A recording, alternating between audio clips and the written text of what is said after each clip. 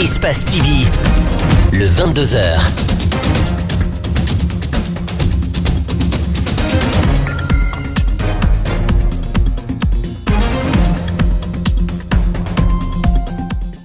Bonsoir à tous. À la une de l'actualité nationale, les associations de presse exigent la libération du journaliste Lansana Camara. Dans une déclaration commune rendue publique ce mercredi, la GIPEL dont il est membre, l'AGEPI et l'URTERGI dénoncent son arrestation et n'excluent pas d'entamer des démarches pour le sortir de prison. Les deux jeunes tués vendredi dernier à Dabompa par une pick-up de militaires ont rejoint leur dernière demeure ce mercredi. Pour l'heure, les enquêtes n'ont pas révélé si les responsables de cet accident mortel ont été arrêtés. L'armée est venue au chevet des familles cet après-midi. En France, la République en marche choisit Nathalie Loiseau en tête de liste pour les européennes. Après avoir démissionné, elle a assisté à son dernier conseil de ministres ce mercredi.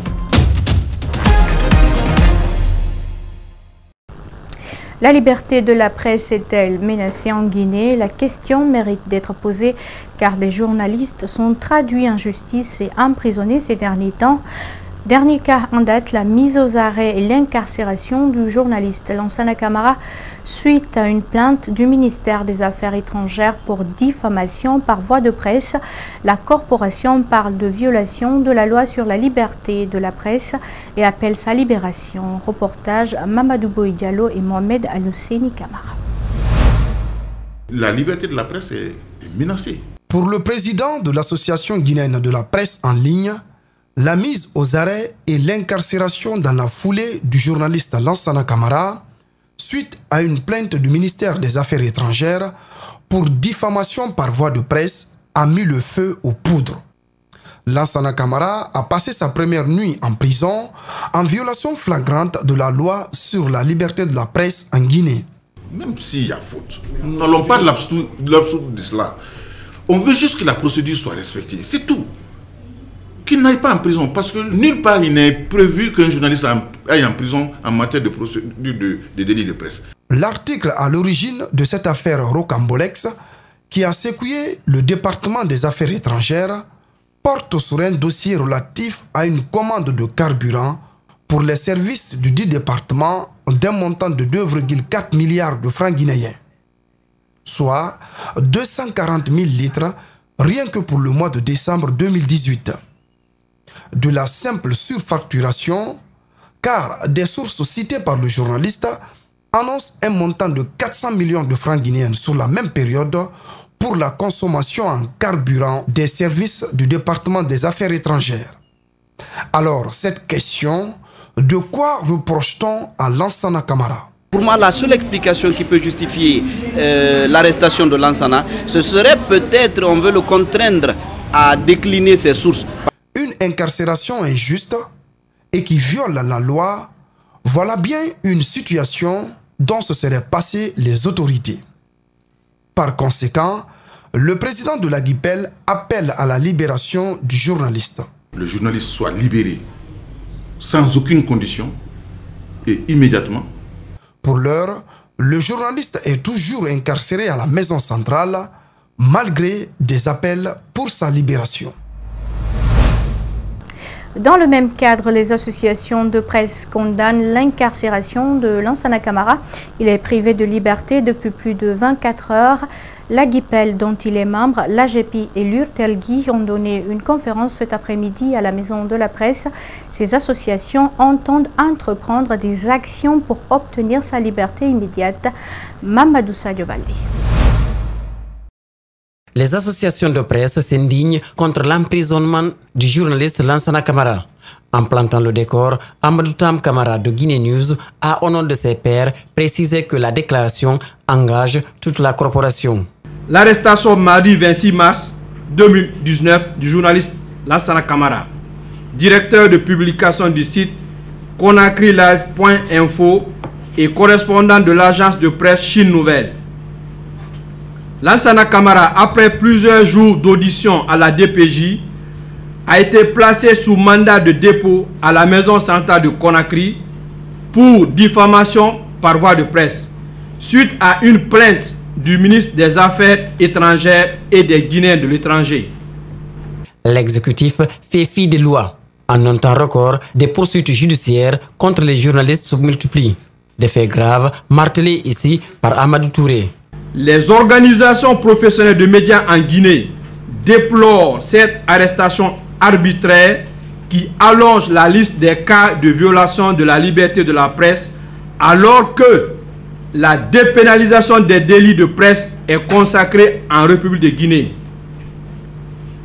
La loi organique L002 du 22 juin 2010. Si les démarches engagées pour sa libération n'aboutissent pas au plus vite, des mesures vigoureuses sont envisagées. Les organisations professionnelles de médias en Guinée exigent la libération immédiate et sans condition du journaliste Lansana Camara. Faute de quoi, les organisations professionnelles de médias en Guinée que sont Agipel, Utelgi, AGP, Remigui, APAC, UPLG, UFSIG et SPPG se réservent le droit d'entreprendre dans les heures qui suivent des actions vigoureuses. À moins d'un trimestre, 2 ministres de la République ont traîné des journalistes devant les tribunaux. Le troisième, Mamadi Touré, lui, choisit d'envoyer sa proie en prison. Je vous le disais en titre, les 2 jeunes tués dans un accident de la circulation le vendredi dernier à Dabompa ont été inhumés ce mercredi. Ils reposent désormais au cimetière de Dar es Salaam. Les victimes percutées par une pick-up de militaires dans un virage ont été accompagnées par les prières des fidèles musulmans. Malik Changana Kamara nous fait le point. Le 22 mars dernier, Suleiman Bari, marchand, revenait à moto du chantier de son grand frère avec Mohamed Bangoura, maçon. Au niveau du pont de Dapompa, les 2 personnes ont croisé un pick-up de l'armée qui roulait à sens inverse, causant leur mort. Les 2 corps ont été inhumés ce mercredi avec tous les honneurs de l'armée. Aujourd'hui encore, il était nombreux. Donc, ils nous ont donné 4 sacs de riz plus 6 millions. Après cela, ils ont fait le dépouillement. Donc, ils nous ont remis les 2 corps. Et encore, ils nous ont accompagnés jusqu'à Dar Salam, à la mosquée. De 11 h, on était là avec eux, toute la délégation, jusqu'à la prière de 14 h. Depuis que cet accident s'est produit, l'armée nous accompagne. Avant-hier, ils sont venus nous demander pardon. C'est hier qu'on voulait enterrer les corps, mais ils nous ont dit que la cérémonie funèbre devrait être organisée à l'image de l'armée. Les parents des victimes sont certes touchés par ce drame, mais pour eux, on ne peut rien contre la volonté de Dieu. Le décès de mon frère m'a affecté. Il m'aimait beaucoup. Tout ce que je lui demandais, il le réalisait. Je regrette sa mort, mais tout dépend de la volonté de Dieu.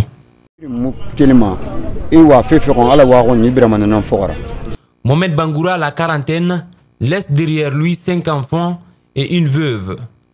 La deuxième victime, Suleiman Bari, lui est âgé seulement de 22 ans, célibataire sans enfant. Samedi dernier, le président de la République a présenté ses condoléances aux familles éplorées dans un communiqué. Alpha Condé a réaffirmé sa ferme condamnation du non-respect des dispositions du Code de la route. Selon le communiqué du chef de l'État, l'inspection générale des forces armées s'est saisie du dossier.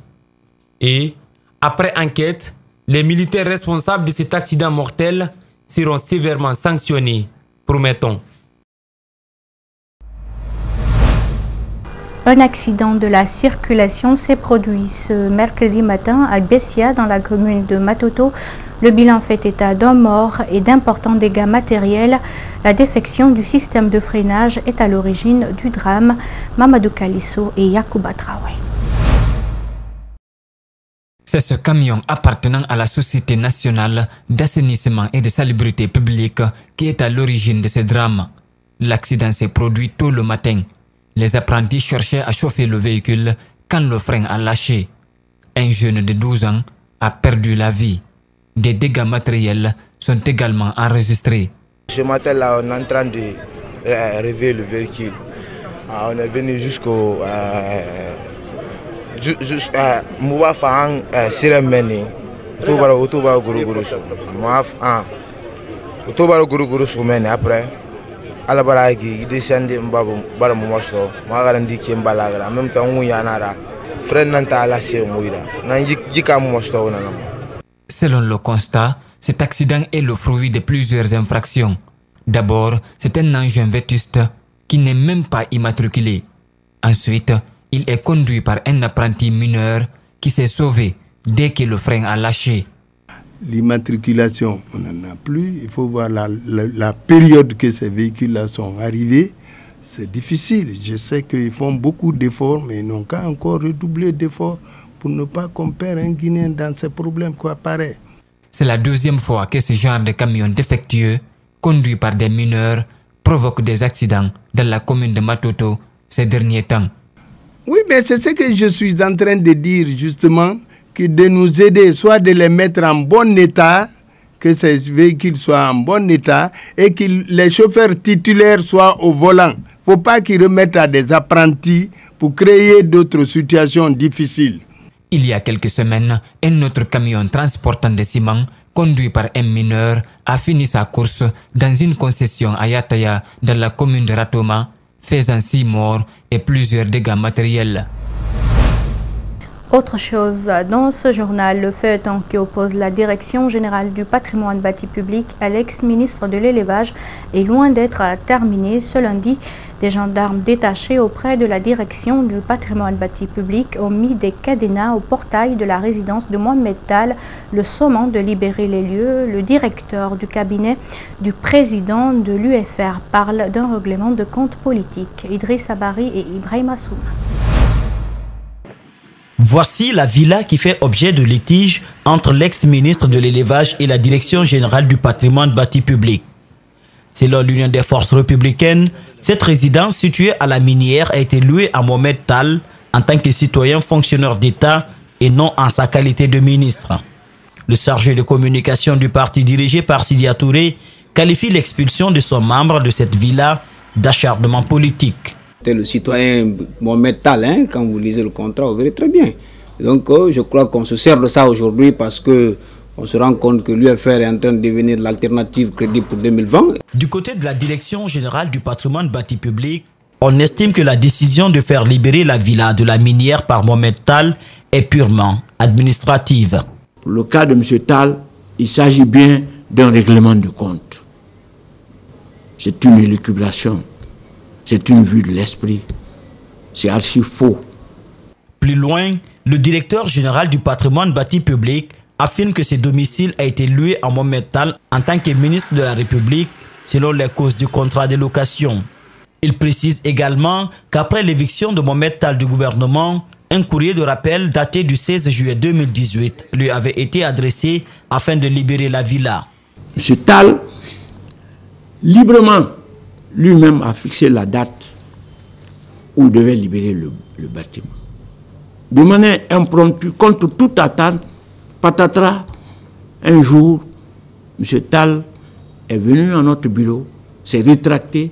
Le directeur de cabinet de Sidya Touré aurait procédé à des travaux de rénovation pour un meilleur confort d'habitation de la villa. Au patrimoine bâti public, on demande à l'ex-ministre de l'élevage d'exhiber ses preuves, même si le directeur estime qu'il a violé une des clauses du contrat de location.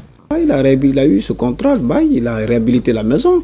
Il en avait vraiment une bâtisse neuve. Aujourd'hui, quand on va aller à la minière, vraiment, vous avez envie de rentrer là-dedans, tellement c'est bien fait. Mais pour ce cas d'espèce, unilatéralement, les travaux dont il parle aujourd'hui ont été réalisés sans l'accord préalable du patrimoine bâti public. Alors que ce dossier est pendant à la justice, la direction de l'Union des forces républicaines dit avoir confiance en la justice afin de dire le droit dans cette affaire.